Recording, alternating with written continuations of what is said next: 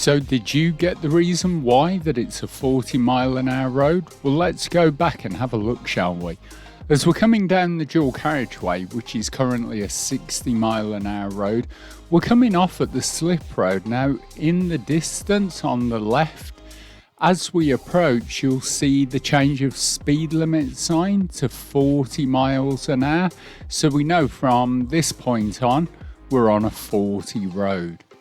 As we go left at the roundabout, if we have missed that first sign, for instance, as we come down on the road ahead of us, you'll see a painted reminder that it is 40 miles an hour. So that's our second sign. And then as we carry on down the road a bit further, on the lamppost on the right, you've got a 40-mile-an-hour repeater sign in fluorescent orange so that people don't miss it. So 3 signs telling us it's 40.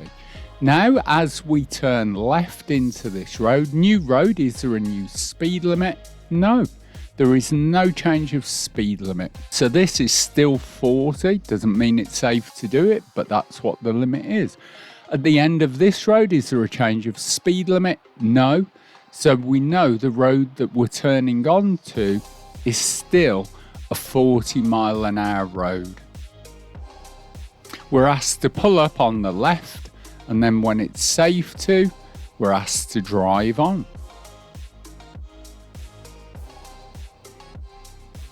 And our final clue is the road on the left does have a change of speed limit to 30, which means the road we're on is a different speed limit.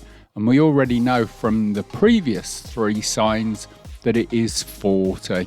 That's why as we travel down this road, as we get further down, we can see we come back into a 30, but going the other way is definitely 40.